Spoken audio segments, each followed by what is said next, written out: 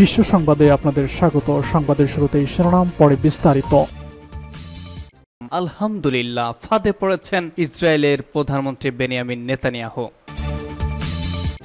এরপর জানিয়ে দিব পশ্চিম তীর থেকে ইসরায়েলের হাতে ৮,৯৮৫ ফিলিস্তিনি গ্রেপ্তার। আরও থাকবে ইউক্রেনের গুরুত্বপূর্ণ শহর দনেতস্ক অঞ্চলে গ্রাম দখলের দাবি রাশিয়ার। এরপর জানাবো লোকসভা নির্বাচন, মোদি ফলাফল ঘোষণার আগেই কাজ শুরু করলেন। ভিউয়ার্স, এই সম্পর্কে আপনার মূল্যবান মতামত কমেন্টস বক্সে লিখে জানিয়ে দেন এবং জানিয়ে দিন এই মোদি সম্পর্কে ব্যক্তিগত তথ্য। এরপর জানাবো ইসরায়েলে অস্ত্র বিক্রির অভিযোগে জার্মানির বিরুদ্ধে মামলা। এবং সর্বশেষ জানিয়ে দিব দক্ষিণ কোরিয়ায় আবর্জনা বোঝাই আরও শত শত বেলুন পাঠালো উত্তর কোরিয়া। ফাঁদে পড়েছেন নেতানিয়াহু। ফিলিস্তিনি সশস্ত্র গোষ্ঠী হামাসের সঙ্গে যুদ্ধবিরতি করতে এবং যুদ্ধবিরতির মাধ্যমে জিম্মিদের ফিরিয়ে আনতে ইসরায়েলের ওপর চাপ বাড়ছে। গত শুক্রবার যুক্তরাষ্ট্রের প্রেসিডেন্ট জো বাইডেন একটি যুদ্ধবিরতির প্রস্তাব দেন। তিনি জানান ইসরায়েলের পক্ষ হয়ে তিনি প্রস্তাবটি দিয়েছেন। ওই সময় হামাসকে প্রস্তাবটি মেনে নেওয়ার আহ্বান জানান তিনি। তবে বাইডেন প্রস্তাবটি উত্থাপনের পরপরই দখলদার ইসরায়েলের প্রধানমন্ত্রী বেঞ্জামিন নেতানিয়াহু তা প্রত্যাখ্যান করেন। তিনি বলেন, গাজা থেকে হামাসকে নির্মূল না করা পর্যন্ত তারা যুদ্ধ থামাবেন না। তবে কাতার বিশ্ববিদ্যালয়ের সহযোগী অধ্যাপক লুসিয়ানো জাক্কারা সংবাদ মাধ্যম আল জাজিরাকে বলেছেন, নেতানিয়াহু আসলে যুদ্ধবিরতি নিয়ে ফাঁদে পড়েছেন। একদিকে জিম্মিদের পরিবার ও সাধারণ ইসরায়েলিরা যুদ্ধবিরতিতে রাজি হতে নেতানিয়াহুকে চাপ দিচ্ছেন, অপরদিকে তার জোট সরকারের 2 উগ্রপন্থী মন্ত্রী হুমকি দিয়েছেন যদি নেতানিয়াহু যুদ্ধবিরতিতে রাজি হন তাহলে তারা সরকার ভেঙে দিবেন। আর যদি ওই 2 উগ্রপন্থীর কারণে সরকার ভেঙে যায় তাহলে নেতানিয়াহুর রাজনৈতিক ক্যারিয়ারের ইতি ঘটতে পারে। এই বিষয়টি নিয়েই মূলত নেতানিয়াহু বেশি ভয় পাচ্ছেন। তিনি বলেছেন, যুদ্ধবিরতির সিদ্ধান্তটি দীর্ঘদিন ধরে পেঁচাচ্ছেন নেতানিয়াহু, কারণ তিনি বুঝতে পেরেছেন যুদ্ধে জয় পাওয়া সম্ভব নয়। নেতানিয়াহুকে রাজনৈতিকভাবে বাঁচতে হবে, তবে বিষয়টি হলো এই পরিস্থিতিতে তিনি কিভাবে বাঁচবেন, যেখানে তাকে একটি বিষয় সিদ্ধান্ত নিতে হবে। তিনি যে সিদ্ধান্তই নেন না কেন সমালোচিত হবেন। কাতার বিশ্ববিদ্যালয়ে এই সহযোগী অধ্যাপক আরও বলেছেন, নেতানিয়াহু এখন যুক্তরাষ্ট্রের কংগ্রেস গিয়ে সময় ক্ষেপণের চেষ্টা চালাচ্ছেন। সঙ্গে তিনি জিম্মিদের মুক্তির ক্ষেত্রেও আরও সমর্থন পাওয়ার চেষ্টা করছেন, যেন তিনি আরও কিছুদিন রাজনৈতিকভাবে বেঁচে থাকতে পারেন। পশ্চিম তীর থেকে ইসরায়েল ৮,৯৮৫ ফিলিস্তিনিকে গ্রেপ্তার করছে। ইসরায়েল 7 অক্টোবর থেকে আজ পর্যন্ত পশ্চিম তীর থেকে ৮,৯৮৫ ফিলিস্তিনিকে গ্রেপ্তার করেছে।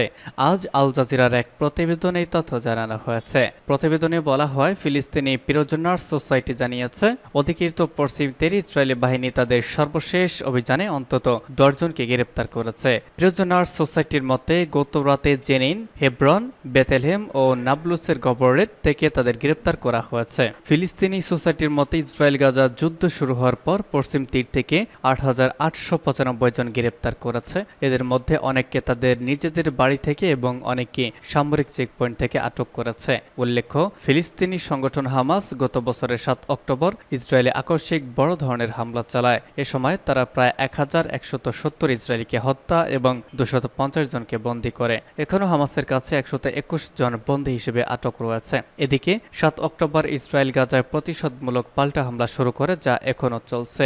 গাজা ইসরায়েলের অব্যাহত এই হামলায় ৩৬,৩৭৯ জন ফিলিস্তিনি নিহত হয়েছে। এদের অধিকাংশই নারী ও শিশু এবং প্রায় ৮২,০০০ ফিলিস্তিনি আহত হয়েছেন।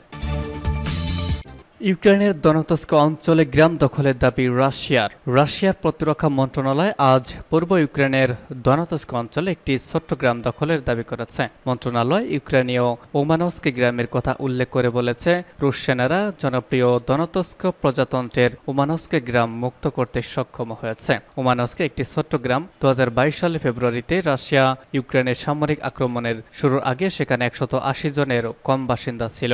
এটি দনেতস্কের উত্তর পশ্চিমে প্রায় 25 কিলোমিটার দূরে অবস্থিত। অঞ্চলটির প্রধান শহর দনেতস্ক রাশিয়ার নিয়ন্ত্রণেই রয়েছে। এর আগে রাশিয়ার প্রতিরক্ষামন্ত্রী আন্দ্রেই বেলোসভ বলেছেন, রাশিয়া সব কৌশলগত দিক দিয়ে অগ্রগতি করেছে। তিনি জানান, মস্কোর বাহিনী শুধু এই বছরই 880 বর্গ কিলোমিটার এলাকা দখল করেছে। এদিকে ইউক্রেনের বাহিনী কয়েক মাস ধরে চাপের মধ্যে রয়েছে, বিশেষ করে যখন থেকে রাশিয়া ইউক্রেনের দ্বিতীয় বৃহত্তম শহর খার্কিভের চারপাশে মে মাসের শুরুতে একটি নতুন আক্রমণ শুরু করেছে। এছাড়া রুশ সেনারা ওমানস্কের প্রায় 300 কিলোমিটার উত্তর পশ্চিমে অবস্থিত শহর পোক্রোভস্কের দিকে অগ্রসর হচ্ছে। কিয়েভ আশা করে দীর্ঘকাল অপেক্ষায় থাকার পর পশ্চিমা যুদ্ধাস্ত্রের আসন্ন সরবরাহ তাদের সেনাদের যুদ্ধের ময়দানে সাফল্য দেবে। অন্যদিকে মার্কিন প্রেসিডেন্ট জো বাইডেনের সিদ্ধান্ত রাশিয়ার অভ্যন্তরে নির্দিষ্ট লক্ষ্যবস্তুতে আঘাতের জন্য কিয়েভকে মার্কিন সরবরাহকৃত অস্ত্র ব্যবহারের অনুমতি দিয়েছে, যা ইউক্রেনের জন্য উল্লেখযোগ্য উৎসাহ যোগাচ্ছে। লোকসভা নির্বাচন, মোদি ফলাফল ঘোষণার আগেই কাজ শুরু করলেন। ভারতের লোকসভা নির্বাচনে ফলাফল ঘোষণার আগেই দাপ্তরিক কাজ শুরু করে দিয়েছেন প্রধানমন্ত্রী নরেন্দ্র মোদি। রবিবার সব মিলিয়ে 7টি বৈঠক করে মোদি স্পষ্ট করে দিয়েছেন নির্বাচনের ফল তার দলের পক্ষেই আছে, পরবর্তী প্রধানমন্ত্রীও তিনিই হবেন। মোদি নিজেই বৈঠকের বিষয়গুলো নিশ্চিত করেছেন। তিনি এক্সে লিখেছেন, ঘূর্ণিঝড় ও পরে দেশের বিভিন্ন প্রান্তে যে বন্যা পরিস্থিতির সৃষ্টি হয়েছে সে বিষয়ে পর্যালোচনার জন্য বৈঠক হয়েছে। ক্ষতিগ্রস্তদের সাহায্য করতে কি ধরনের কর্মকাণ্ড হচ্ছে তা নিয়েও বৈঠকে আলোচনা হয়। এদিকে বুথ ফেরত জরিপে বিজেপি এগিয়ে থাকার পর আজ দীর্ঘ বৈঠক করেছেন কংগ্রেসের শীর্ষ নেতারা। তবে এই বৈঠক শুধু শীর্ষ নেতাদের মধ্যে সীমাবদ্ধ ছিল না, ভিডিও কলে সারা দেশে প্রার্থীদের যুক্ত করা হয়। ভোট গণনা শেষ না হওয়া পর্যন্ত এবং চূড়ান্ত ফলাফল প্রকাশ না হওয়া পর্যন্ত তাদের সজাগ থাকার নির্দেশ দেওয়া হয়। বুথ ফেরত জরিপকে ভাউতা বলে উল্লেখ করেছেন কংগ্রেসের শীর্ষ নেতারা। প্রধানমন্ত্রী মোদি আজ সারাদিনে 7টি বৈঠক করেছেন। এর মধ্যে ঘূর্ণিঝড় রেমাল পরবর্তী পর্যায়ে পরিস্থিতি সামাল দেয়া থেকে তাপপ্রবাহ পরিস্থিতি পর্যালোচনা করা হয়েছে। এছাড়া তৃতীয় মেয়াদে ক্ষমতায় আসার পর প্রথম 100 দিনে বিজেপি কি ধরনের কাজ করতে পারে বা প্রতিশ্রুতি দিতে পারে তাও পর্যালোচনা করা হয়। নির্বাচনী প্রক্রিয়া শুরু হওয়ার আগে তৃতীয় মেয়াদে কি ধরনের কাজ নতুন সরকার করতে পারে তা নিয়ে আলাপ আলোচনা করেছিলেন মোদি। ইসরায়েলে অস্ত্র বিক্রির অভিযোগে জার্মানির বিরুদ্ধে মামলা। ইসরায়েলে অস্ত্র পাঠিয়ে জার্মান সরকার আন্তর্জাতিক আইন লঙ্ঘন করেছে বলে অভিযোগ করেছেন মানবাধিকার আইনজীবী আলেকজান্ডার শোয়ার্টজ। ইসরায়েল এসব অস্ত্র ফিলিস্তিনের গাজার বেসামরিক মানুষের ওপর ব্যবহার করে অপরাধ করছে বলে ধারণা করা হচ্ছে। তাই জার্মানির আদালতে দেশটির সরকারের বিরুদ্ধে মামলা করেছে একটি মানবাধিকার সংগঠন। আলেকজান্ডার শোয়ার্টজ বার্লিন ভিত্তিক মানবাধিকার সংগঠন European centre for constitutional and human rights বা ইসিসিএইচআর এর ইন্টারন্যাশনাল ক্রাইমস অ্যান্ড অ্যাকাউন্টেবিলিটি প্রোগ্রামের ডেপুটি প্রোগ্রাম ডিরেক্টর। অস্ত্র রপ্তানি বন্ধের আশায় সংস্থাটি বার্লিনের ফেডারেল আদালতে জার্মান সরকারের বিরুদ্ধে মামলা করেছে। শর্টস বলেছেন, ইসরায়েলকে দেওয়া জার্মানি অস্ত্রের মধ্যে রয়েছে বাজুকা রকেট লঞ্চার, গোলাবারুদ ও ট্যাঙ্ক ইঞ্জিন। ইসিসিএইচআর এর কাছে বিশ্বাস করার যুক্তিসঙ্গত কারণ রয়েছে যে এসব অস্ত্র ব্যবহার করে ইসরায়েল গাজার বেসামরিক মানুষের বিরুদ্ধে অপরাধ করছে। এসব অপরাধের মধ্যে আছে যুদ্ধ অপরাধ ও মানবতার বিরুদ্ধে অপরাধ। সম্প্রতি আন্তর্জাতিক অপরাধ আদালতের প্রধান প্রসিকিউটর বিষয়টি নিশ্চিত করেছেন। ইসরায়েল যুদ্ধ অপরাধের অভিযোগ অস্বীকার করে বলেছে তারা হামাসের বিরুদ্ধে লড়ছে। যুক্তরাষ্ট্র, ইউরোপীয় ইউনিয়ন সহ আরও অনেকে হামাসকে সন্ত্রাসী সংগঠন মনে করে। শর্টস বলেন, সম্ভাব্য অপরাধের প্রমাণ হিসেবে ভিডিও, ছবি ও প্রত্যক্ষদর্শীদের বক্তব্য সংগ্রহ করেছে তার সংস্থা। তিনি বলেন, আমরা জাতিসংঘ, হিউম্যান রাইটস ওয়াচ সহ বিভিন্ন সংগঠনের প্রতিবেদন সংগ্রহ করেছি যেগুলোতে অনেক ঘটনা বর্ণনা আছে।